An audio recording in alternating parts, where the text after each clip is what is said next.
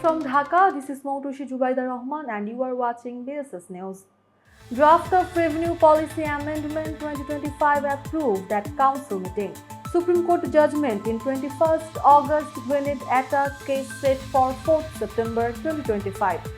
Sukharanjan files allegations against Sheikh Hasina and 31 over his disappearance. Pakistan Commerce Minister in Dhaka on 4-day visit. Russia says must be part of Ukraine security guarantee talks. Now let's go for the details. Draft of Revenue Policy Amendment 2025 approved at Council meeting.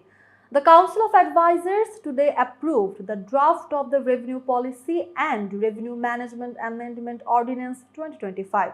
The approval came at the 39th meeting of the Council held at the Chief Advisor's office in Dhaka, with Chief Advisor Professor Dr. Mohammad Yunus in the chair. The meeting also approved the proposed agreement between Bangladesh and Pakistan to abolish visas for nationals holding diplomatic and official passports. The Council was also informed about the progress in implementing the recommendations of the Reform Commissions. Supreme Court judgment in 21st August grenade attack case set for 4th September 2025.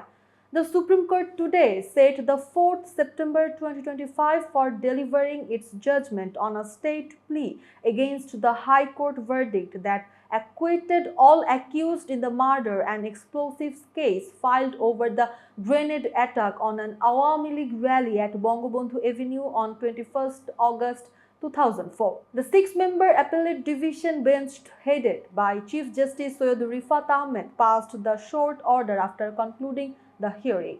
Deputy Attorney General Abdullah Al Mahmoud Masood moved for the state, while Senior Advocate S.M. Shahjahan and Advocate Muhammad Shishir Munir argued for the defense.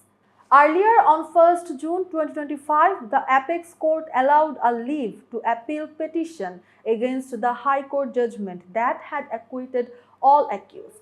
The High Court delivered that verdict on 1st December 2024, rejecting the lower court judgment in the two cases. Defense Counsel Advocate Shishir Munir had told reporters that the High Court observed the trial by the lower court was illegal as no eyewitness were examined.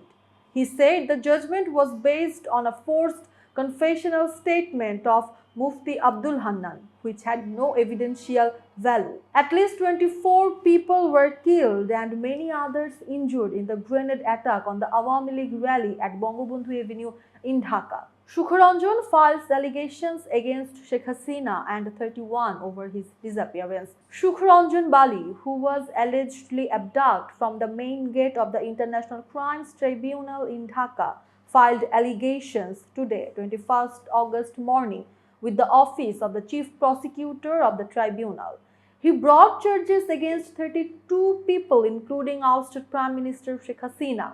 Sukharanjan, a carpenter from Umedpur village in Pirozpur of Bangladesh, was a listed defense witness for Jamaat leader Delwar Hossain Saidi.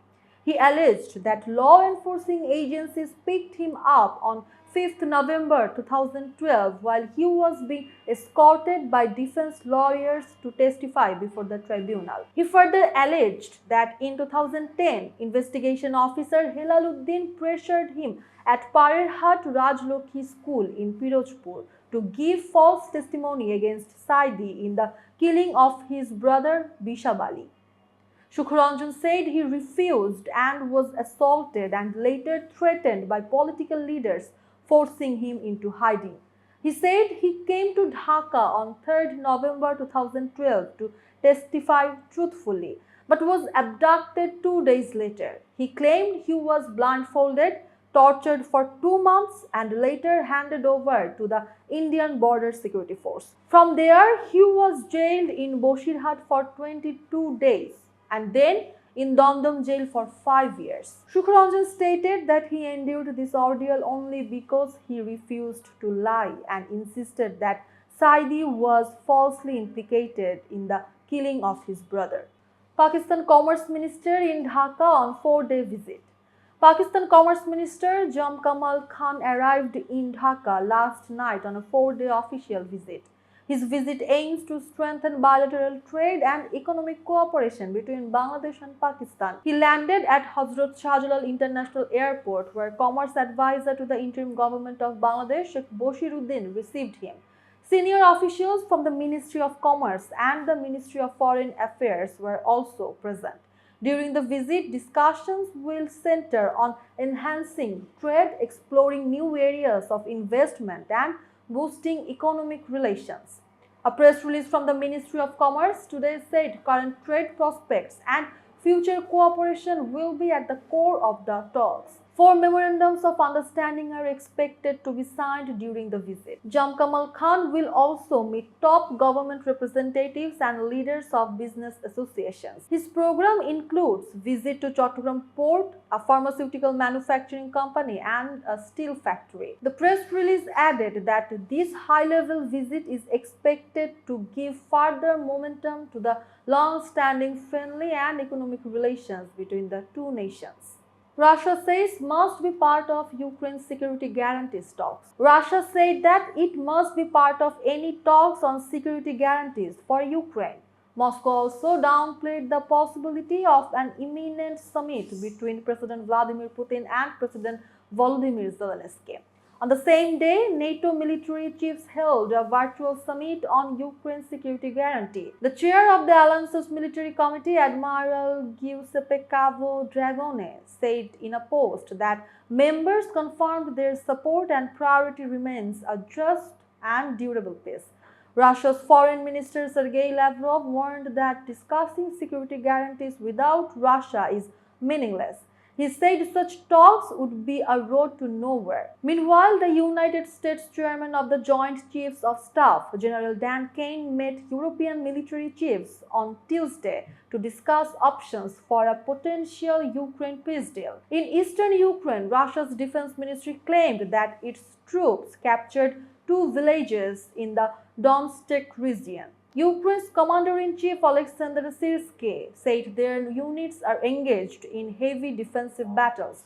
Local officials said 6 civilians were killed in Russian attacks on Wednesday in eastern and southern Ukraine. 1 person also died in Russia's Bryansk region after a Ukrainian drone strikes. In the Sumy region, 14 people, including children, were wounded in Russian airstrikes. President Volodymyr Zelensky said the fresh strikes proved the need to maintain pressure on Moscow through sanctions. That's all for now. For more information, visit bssnews.net. Thanks for watching.